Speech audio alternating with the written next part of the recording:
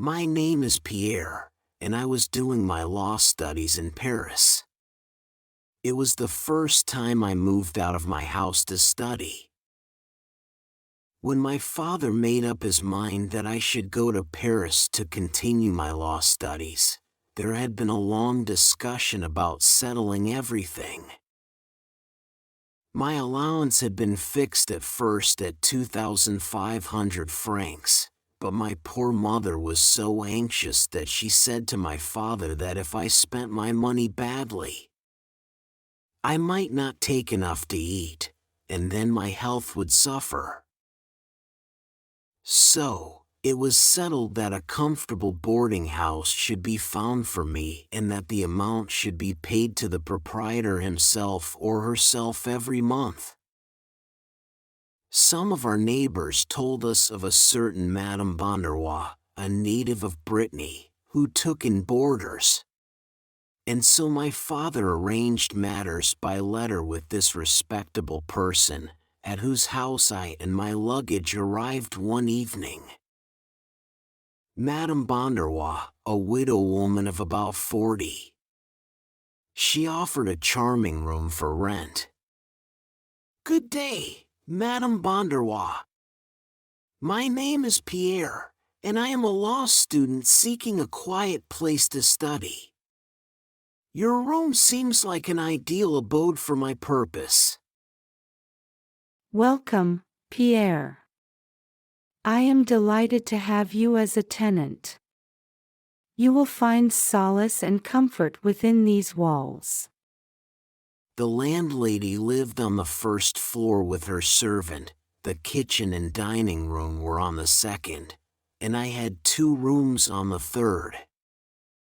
My energy made such a wholesome impression on her that from that time she treated me with marked favor.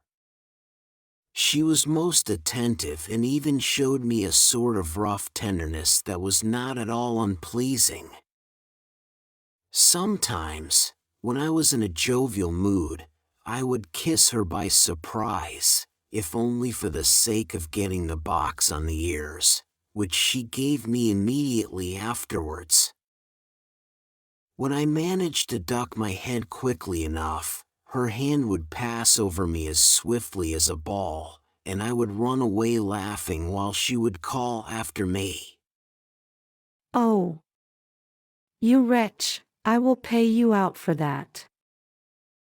However, we soon became real friends. As I settled into her new dwelling, I couldn't help but notice Madame Bonderwa's enigmatic behavior.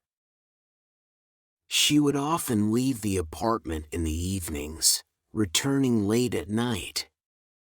This intrigue kindled my curiosity, and I found myself wondering about her nighttime escapades. One night, I was interrupted by the unexpected presence of Madame Bonderwa in my room. Please forgive my intrusion, Pierre. I seem to have misplaced my key. Would you be so gracious as to let me rest on your couch tonight? "Certainly, madam. Please make yourself comfortable." Madame Bonderwa's graceful and alluring appearance stirred a range of emotions within me. Her radiant beauty and charming demeanor were both captivating and unsettling. As days turned into weeks, my fascination with Madame Bonderwa's nocturnal adventures grew stronger.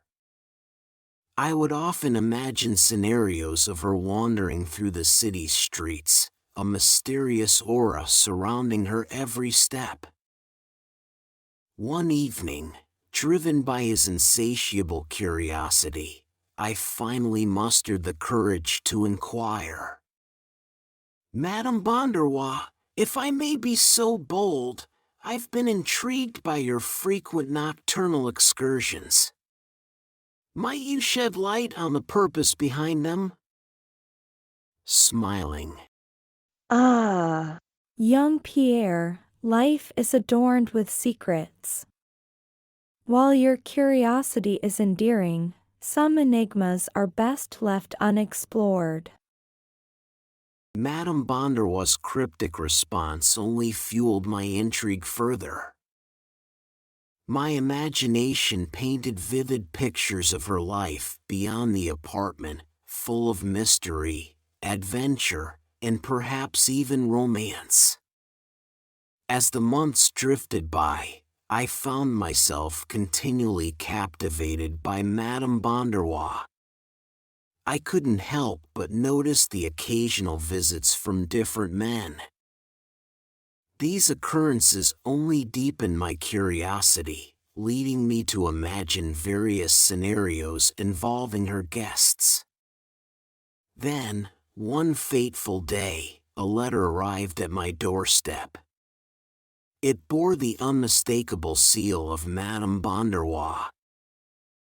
My dearest Pierre, by the time you read this letter, I will have departed from our shared abode.